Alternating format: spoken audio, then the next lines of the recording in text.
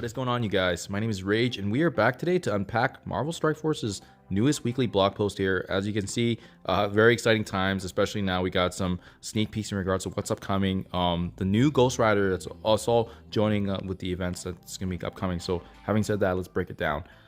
You can see here, there's an Orb Blitz that's happening right now. It's starting tomorrow. We have actually the announcement of Archangel's last leaderboard Scourge run. So keep in mind, this is the last time that his leaderboard is going to be in effect. So I suspect that there is going to be less shards of him being available, but I have made videos for that as well. So I'll make sure I keep you guys up to date on that. We got Robbie Reyes as the new Ghost Rider joining, his release also being on the 21st.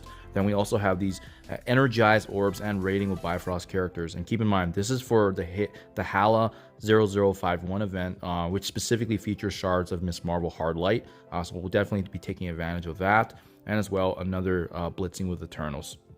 So other things just duly to note here for your guys' interest and reference: Loki teams being added to the general orbs. We got Captain Carter being in the Cosmic Crucible store now, and then Val actually also getting added in place of Kate Bishop, especially from the Mega Orbs. So first and foremost, the Ghost Rider Robbie Reyes joining the Secret Defenders team. We'll definitely be doing the Red Star unlock for him, but keep in mind, with his joining of the game, there also will be shards of him available. So that's going to be in the 675 Power Core Skeleton Driver Orbs. So definitely good on the lookout for that, especially given how powerful they are. And, you know, Robbie Reyes also being a viable Dark Dimension 6 character joining the City character. So that's going to be really, really exciting to see how that turns out. As noted earlier, Miss Marvel Hard Light, so joining, this is exciting. Anything that's kind of categorized as the energized trait, it is effectively in game right now. So this is kind of similar to what we've seen in the past with these campaign events. Very, very free to play friendly. You can generally try to get 4 or 5 yellow on these character shards, and the best thing about Miss Marvel Hard Light is that she is only a 45 shard unlock, so it makes it super easy to push her higher up, and as well getting her unlock. On top of that, we'll also be actually raiding with these Bifrost characters to earn more points. So they did give us the breakdown here, as you can see. Obviously, we're going to be aiming for the 10 pads as much as we can, but keep in mind, getting as much fragments for these energized orbs is going to be adding, obviously, to that. So you can see here, the rating with Bifrost characters is going to have a 250 points per with a limit of 10,000, and it looks like it's a 7-day milestone. If you have these Bifrost characters beyond that, so 5 stars, 6 stars, 7 stars, you're going to be generating a lot of points. The maximum here of these thresholds actually ironically come from 7 stars. So you can see that limit being 20,000, which means we probably have to leverage characters that have the higher yellow stars. Unfortunately, a lot of these characters are, you know, newer to the game. The only one that really comes to mind for me is Loki, making sure you take advantage of Loki. Him having, you know, most folks will have him at 7 yellow, which means we can obviously use and maximize his point output as much as possible, in addition to the energized orbs, which are also adding 1250 points per.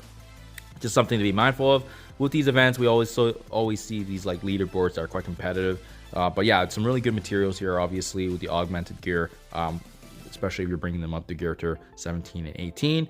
We got the Time Twister Web milestone. So this is going to be a web store milestone specifically for spending power cores, and it's going to add points as well to the Hala 0051 and additional 10 pads. So make sure you guys are paying attention to that. You could probably double dip with this as well if you're planning to open up some power core orbs, obviously for Robbie Reyes. But you can see here each power core being 20 points, and it does look like this is going to repeat. Or at least for 7 days. So I mean, we can go, at least it's a 1 recurring milestone for 7 days, and you can just try to spend as much as you can for power cores. That's going to add points for both the milestone and as well these energized orb fragments, which also add up.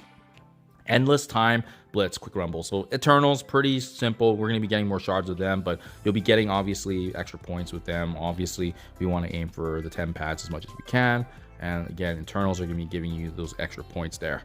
So yeah, super exciting times, guys. Miss Marvel Hard Light event campaign with the Light Warriors. So again, very, very free to play friendly generally, but you want to make sure that you have these energized trait characters. So for sure, I will keep you guys up to date on the characters and teams I'm using, as well as an update on this Dev Scourge. So this is gonna be the last time it's run, like I said, with Archangel. If you guys have not had a chance to unlock him, August 21st is the date, so just in a couple of days.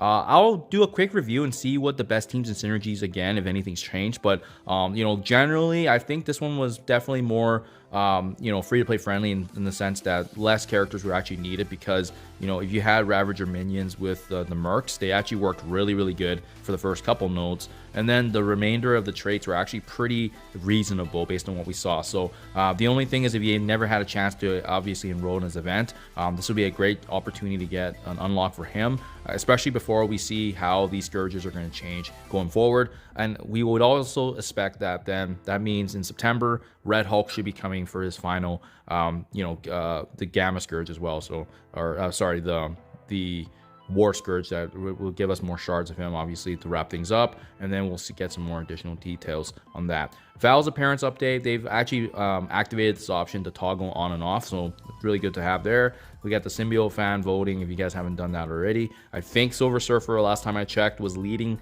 the winning polls there, with Thanos being a close follow-up, and then Kestrel finally with Groot. Free Claim Friday, so if you guys haven't had a chance to check this out too, just some rewards in the store that you're able to claim.